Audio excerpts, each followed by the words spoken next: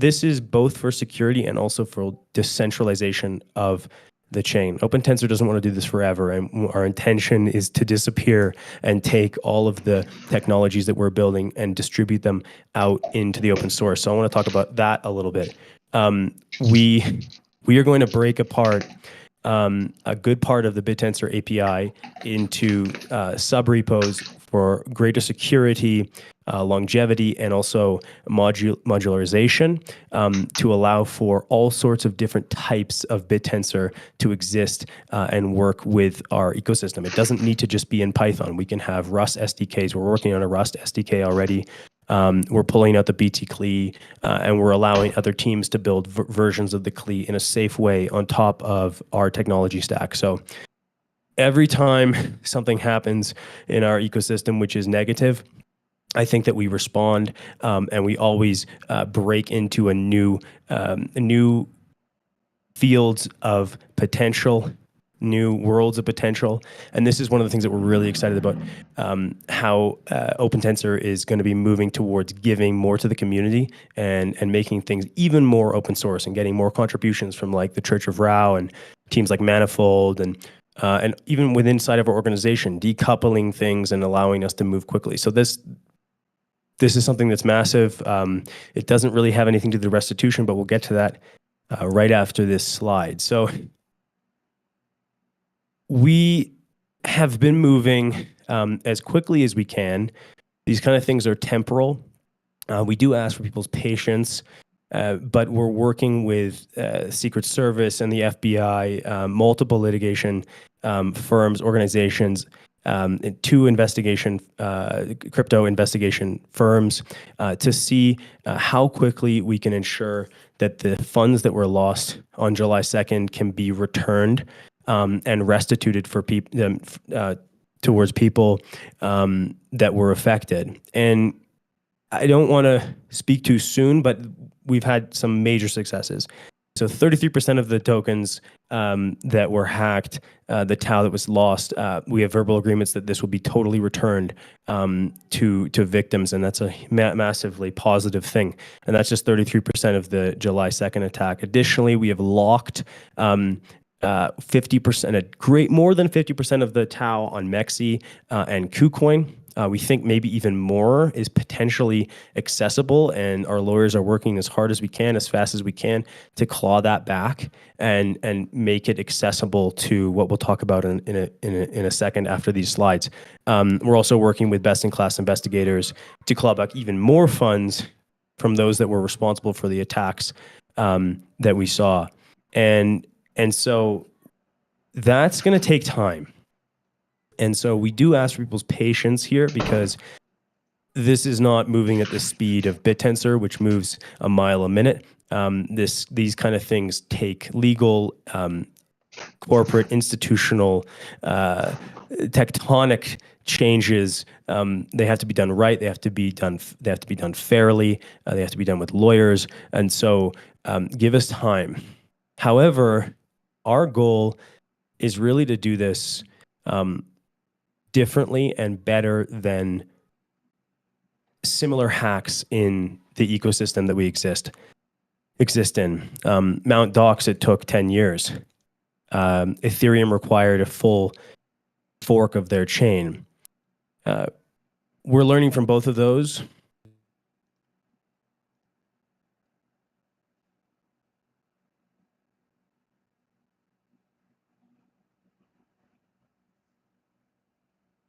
Centralized way, no chain forks. And we want to lean into how can we do this in a way that's Bittensory, let's say.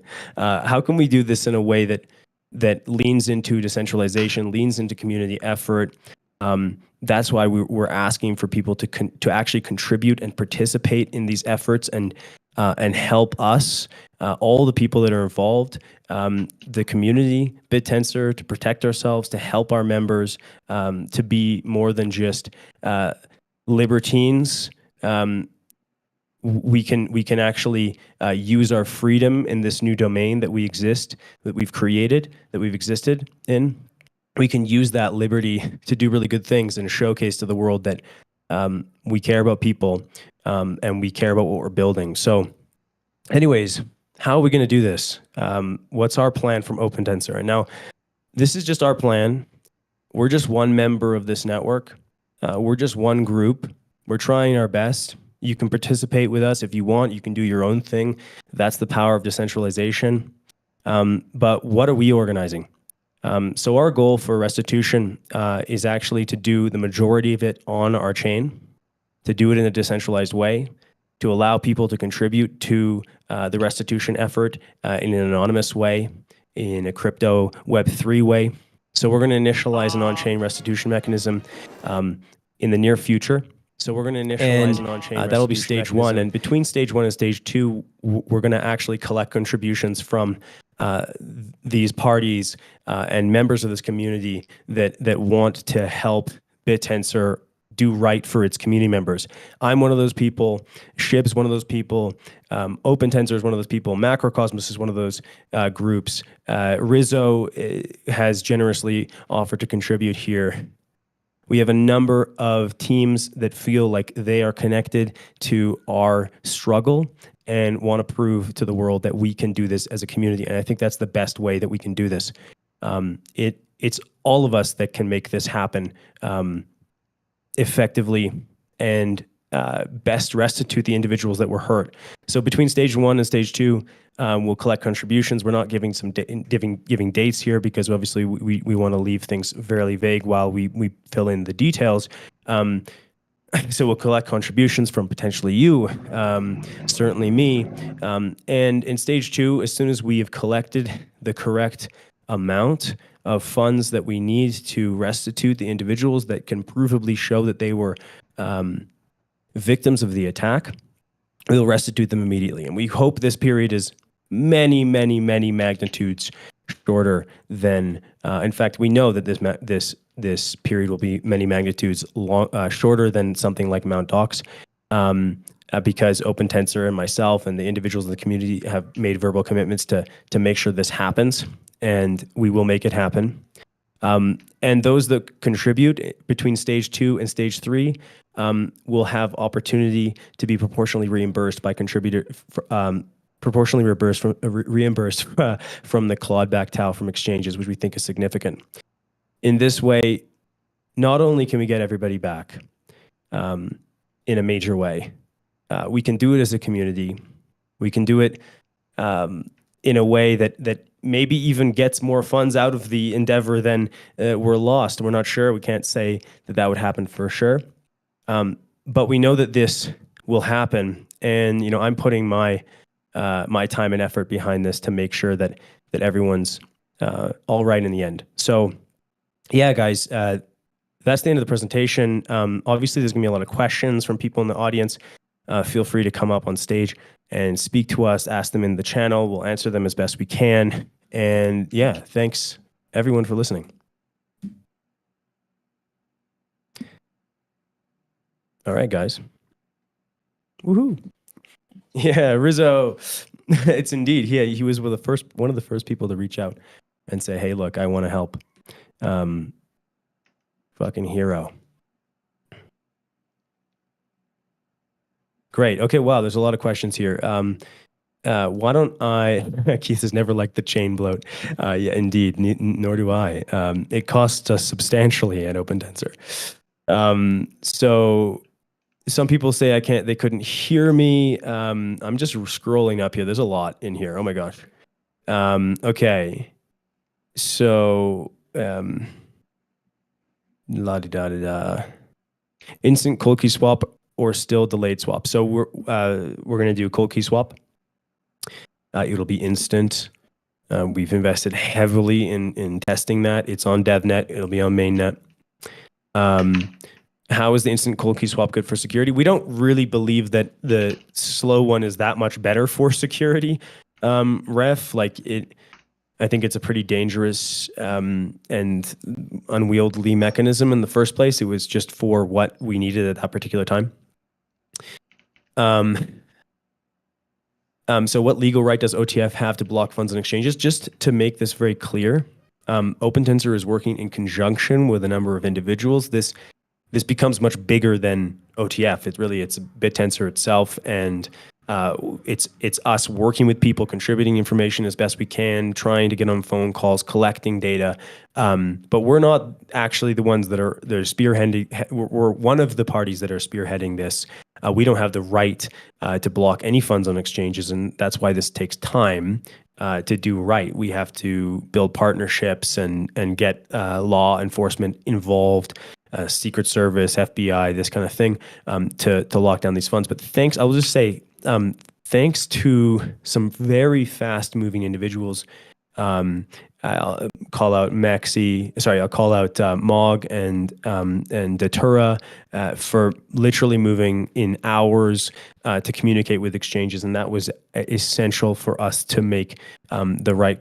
To position ourselves to get these clawbacks in time. So we're hopeful. I don't want to promise anything. It's solely up to the exchange.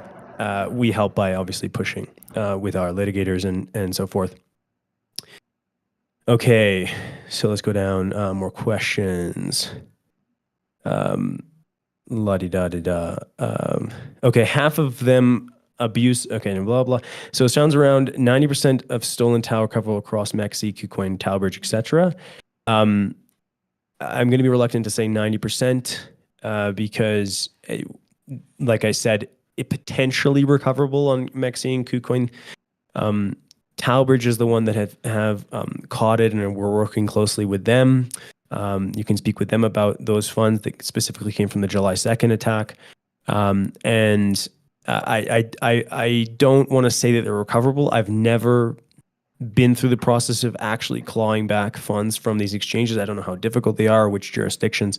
It's a tedious and tiresome process. So this is the patience side of things, and this is why stage 3 will take the longest amount of time, while stage 2 is what we're going to try to move towards being the fastest, and that's what we're putting our weight behind. Okay. Garrett, do you have any questions for me? Do you see any in the chat that were not answered? I'm looking right now. I think we got most of them.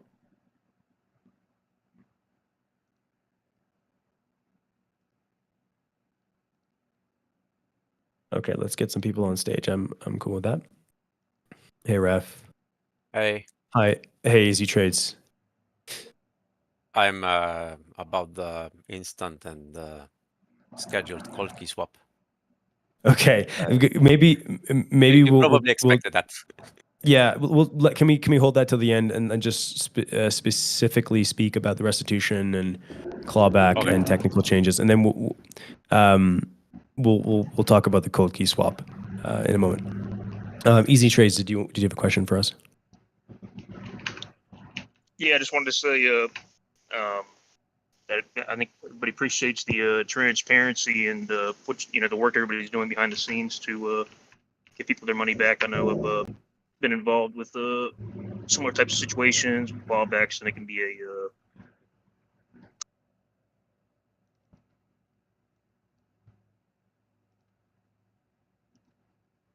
Yeah, I mean, just to your first point. Yeah, it's extremely difficult. We're really trying our best to act in good faith and help people. And these things are difficult. Like people get very frightened, people get very scared, people get very aggressive. And the reason why we're trying to be transparent and up here on the call and talking about these things is because it doesn't need to be like that. We as a community were attacked. We as a community can respond. We all care about Bittensor. We have that in common. And I think that there's pretty goodwill, even in this community for people that were hurt. I think there's some really strong goodwill here that we can lean on and do the right thing for everyone involved. So yeah, and maybe Yoav has some points. You've come up on the stage here, Yoav. Hey, thanks, Jake. Yeah, I wanted to jump in and perhaps offer my own perspective and why I'm actually contributing to this. And let me assure you that it's not because I'm a great guy, because those of you who know me know that I'm not. But it's a little bit of a cliche, but sometimes cliches are actually, they're true because they're used so often, or they're often, so because they're true, they're used so often, which is, we fail as individuals and we succeed as a team, right? And the behavior, like when I think about myself, like the behavior of contributing to the restitution effort, economically speaking, it doesn't make sense, right? Because it doesn't maximize my profits. But I believe that for the system and the ecosystem at large to kind of like maintain its integrity, this restitution actually is very much needed. Like in essence, like the whole is greater than the sum of the parts, right? Again, it's another cliche, but and some of the parts of the community that were affected by this are actually great builders and holders and believers. And if I take I notice in myself like two sides. There is the cynical side. And if I take that side and say, well, supporting those that were affected by this from an economic standpoint actually is a good long-term investment, because the value of tau is determined directly by how much value the ecosystem is able to generate, which is tightly related to the value and the quality of our builders, right? And so if that's the case, well, then like contributing to the restitution effort makes a lot of sense, because that will create value, because it will keep all the great builders in the ecosystem, and they're jazzed and they're happy to build, and they feel like, hey, we're supported by the community. And then there's other. So you're donating You're donating selfishly, is what you're saying. Typical. No, so exactly, yeah. So there's the other side, which is kind of like more of my personal perspective, which is I put myself in the shoes of those that were affected by it and ask myself, well, how would I want to be treated if I was affected by this attack? And I would want the community to pull together and support me when I was down and out. And I'd go on a limb and say that a lot of the people on this call and a lot of people in the community, they would like to be treated this way as well. Now, by no means this is not an investment advice, so to speak, or a contribution advice. But this is kind of like my own internal calculation for why I do that, and kind of like what guides me making this decision. I hope that it's helpful. It is. Thanks, Yoav. I agree, and I'm in the same place.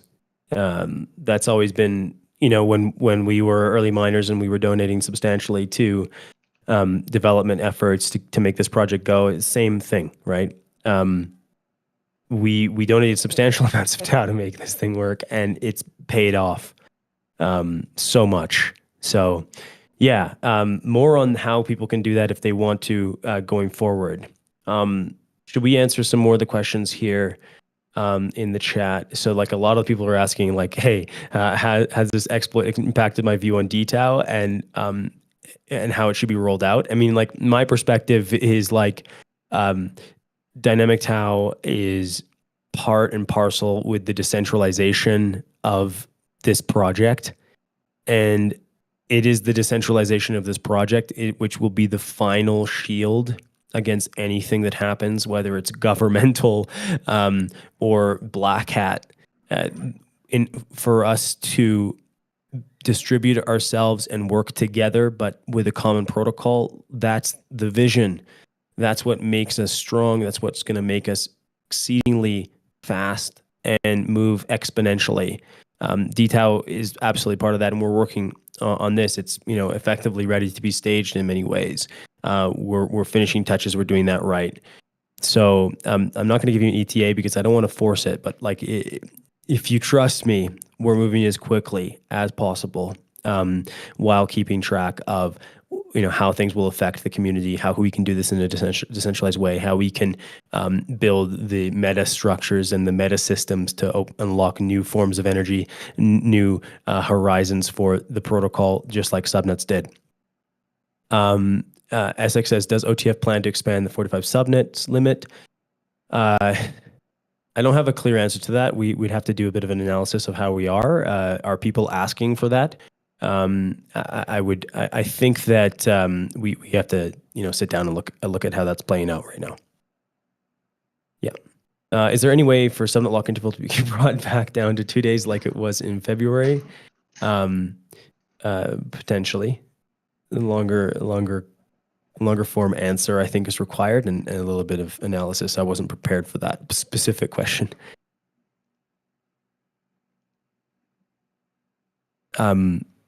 Okay, well, there's not that many questions in the chat. I think that's positive. I think people feel fulfilled for that reason, with the exception of detail. What will happen with the locked tau used for subnet registration when detail comes? Okay, there's another detail question. So there are various mechanisms for how we can use the locked tau.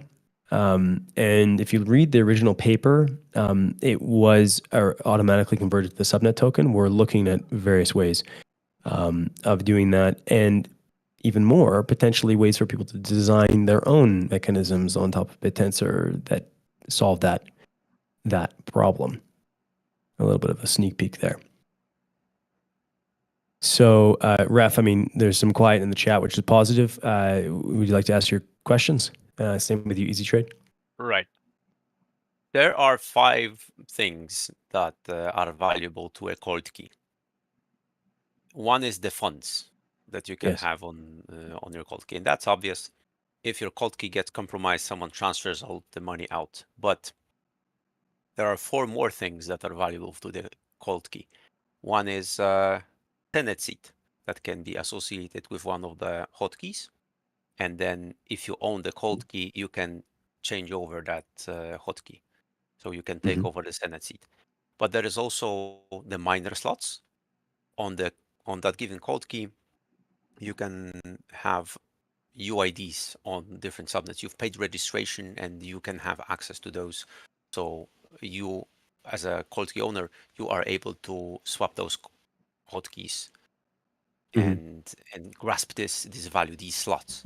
Yes. Which have like very numerical value. You can check how much the registration cost.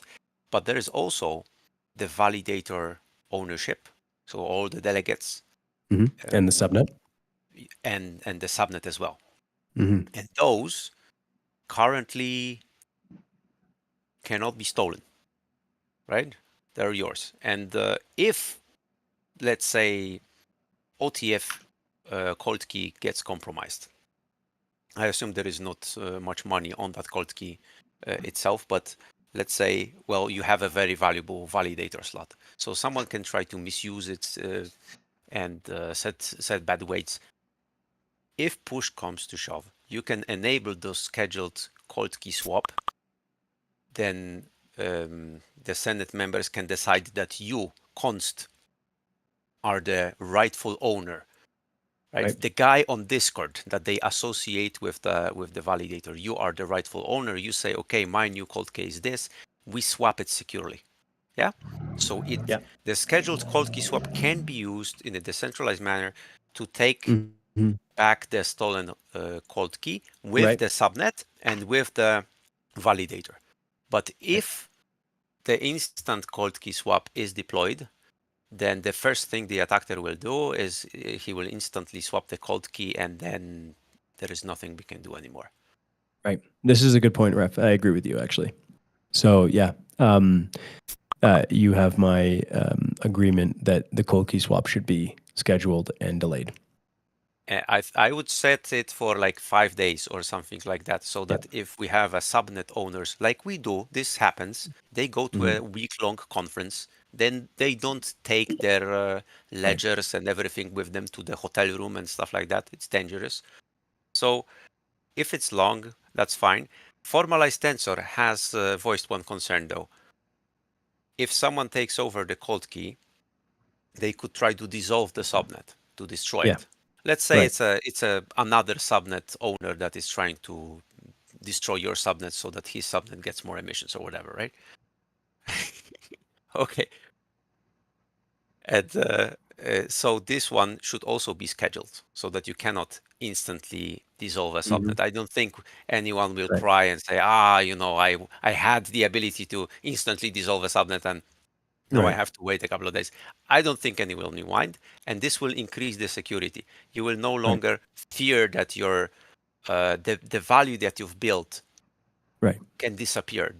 building a subnet, getting everyone to validate it, getting everyone to mine it. This is months of your life.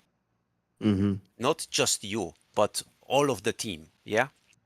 So you Yeah, have years of life invested in this one little thing. I hear you, Ref. I think you're totally right. I think that those kind of operations should be put on delay, and potentially even we should have ways for people to get notifications if their cold keys are. Yeah. So I think this is very easy. We can make a bot.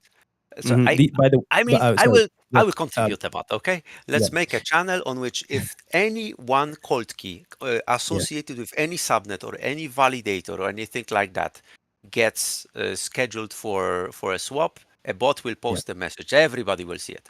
That's easy. But Ref, you can go even farther with things like the proxy palette. I wish we could get Boone up on the stage so he can talk about it.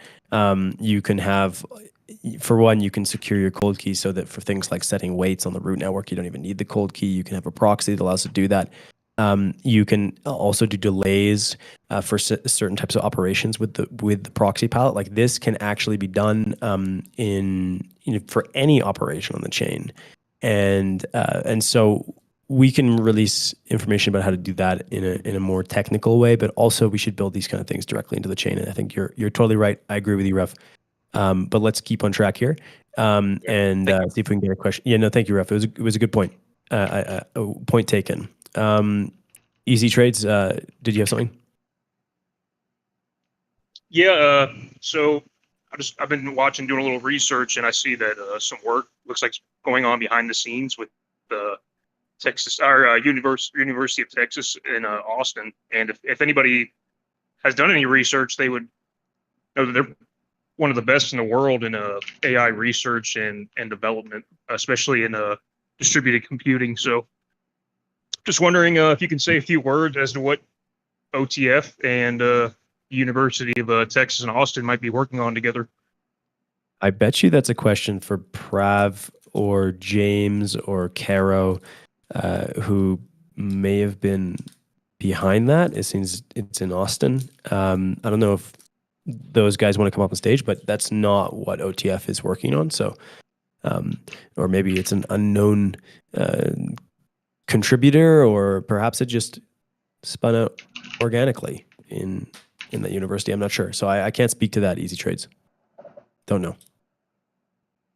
Yeah, I know Greg and a member of OTF, I can't remember his name, but they made a post. They were together. Looked like they were looking at office spaces together. But yeah, I haven't done too much further research on the topic. Yeah, that's a Manifold Labs thing that Sammy said. Shout out to Manifold. Okay, more questions here. Maybe it's important we do key swap commands so we can use the new ADI to verify ownership. Yeah, things like that. Yes. Is this meeting recorded? Yes, it is. By various individuals, so they'll be pointed out.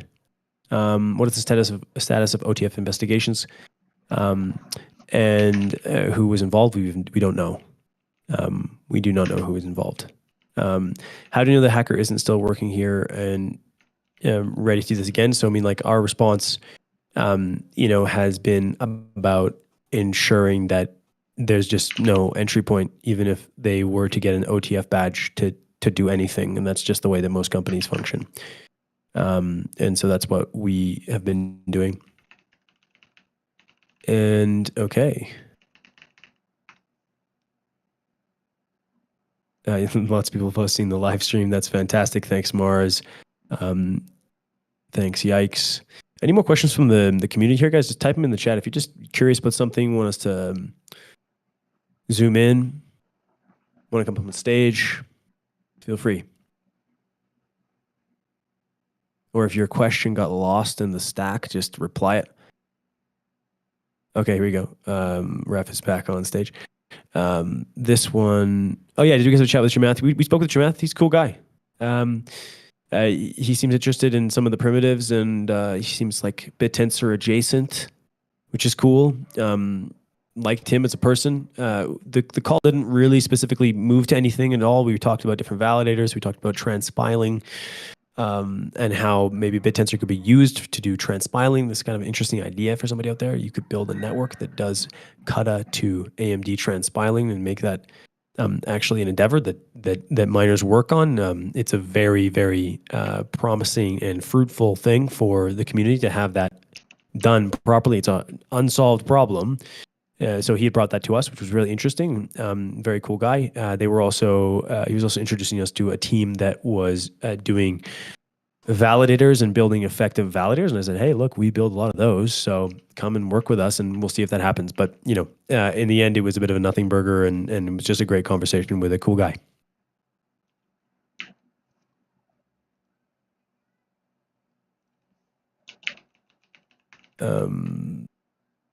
Any thoughts on this hotkey that seems to be running cabals on many subnets? Very interesting. We'll have to look into that. He registered one day after the chain came back out of isolation. Okay, interesting. It's about 500,000 Tau, and on subnet 2 or 4, they are doing some nasty stuff. Okay, interesting. I think that we have our eyes on that. Let me just make sure. Bear with me, guys. And one more thing, the main backers of that hotkey are some OG. Yeah, no, this is I do not believe that this team is doing anything fishy. This is Polychain.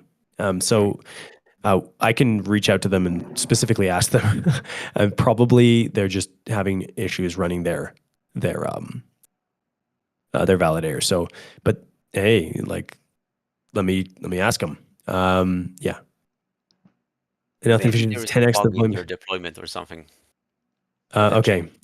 Yeah. They're good guys. We can reach out to them. We'll figure that one out. Well, oopsie doopsie, 10x the volume of the values. I doubt that that's on purpose. But hey, let's find out.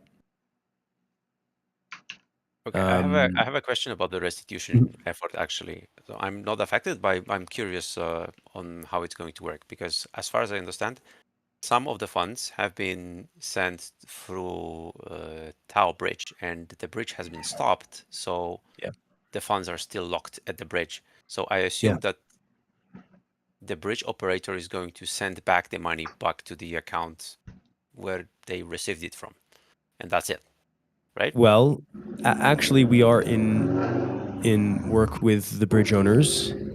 We know who they are, and they're working with us directly.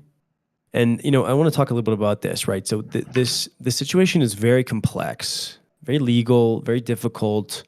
Even just us talking about it puts us at legal risk or something like that. It's difficult, and it requires a lot of coordination, and it takes a lot of trust, right? So what we're trying to do is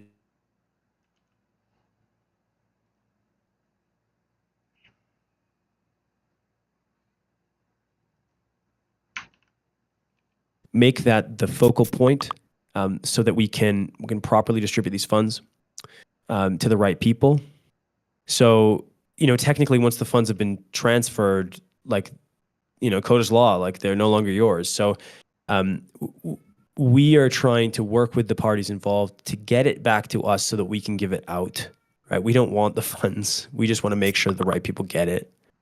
So it is difficult. It's very likely that some exchanges will not work for us with that particular reason. They go, hey, who the hell are you? Right? So part of the reason why we're on the stage going, hey, this is our plan. Like, work with us. We're going to actually be contributing funds. Like myself, I will lose money in this endeavor, most certainly.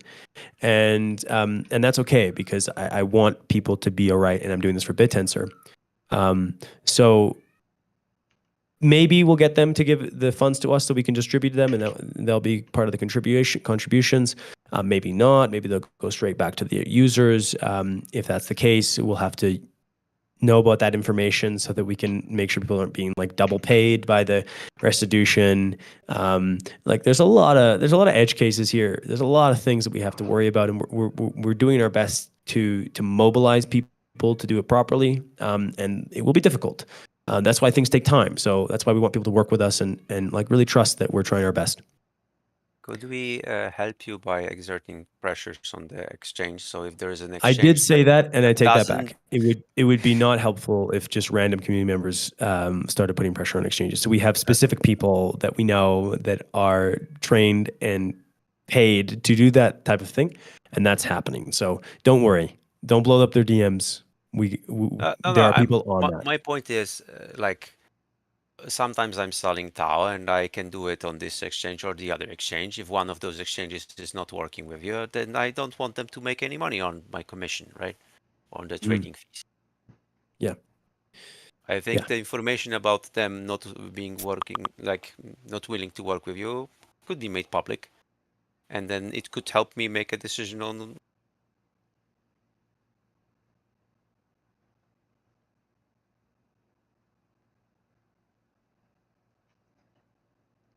Very good. In all of this, weeds, the thing to focus on is how can we help the people that were hurt? And emotions can get inflamed. It can get quite scary, right? All of that should be almost irrelevant to the pursuit that the people that are involved in trying to help, the community at large that's trying to help, that's irrelevant to us making sure that we help people. And we were going to try our best in the fastest way possible to help the people that were hurt. And like a lot of, it was a lot of just like random miners and stuff like that. It's small fish that didn't have much Tau that means a lot for them. I was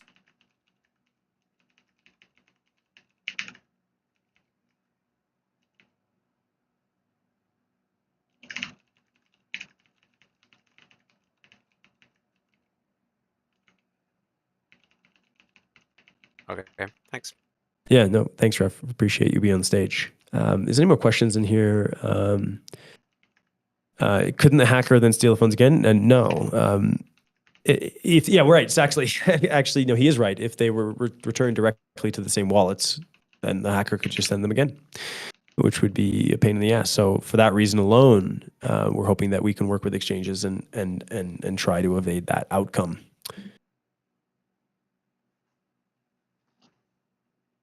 Okay. Hey, JT Dev. I just have like some community questions as a dev who's just like recently heard about this ecosystem. Specifically someone with like experience with smart contract. What are some subnets that would be worth checking out / maybe participating in? That's an interesting question. I mean, we do things pretty different here in Bittensor. Like, we don't build smart contracts. We build incentive mechanisms, which are like abstractions on top of a smart contract which runs on chain. People don't change the smart contract that runs on chain. They just change the way that the inputs to it. So, I mean, if you're a smart guy, you can understand smart contracts, you can understand that. I wouldn't try to just like niche yourself into only smart contracts because there's a bigger world, right? But someone saying Moonshot Tau, no, that's not what they were saying. Sorry. Is there any, maybe post in the channel if there's any stuff that's specifically working on smart contracts, but I actually can't think of anything off the top of my head, JT Dev. So do with that, with what do with that what you want. Cool, thank you. No worries, man.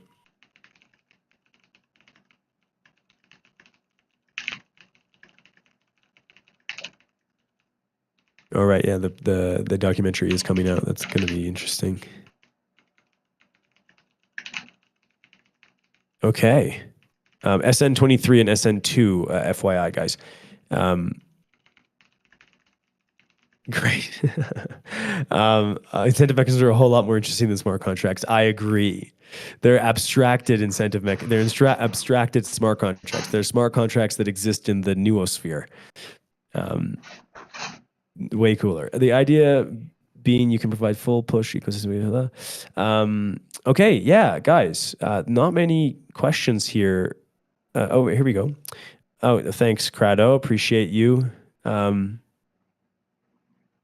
You guys and girls handled this nicely. Thank you so much.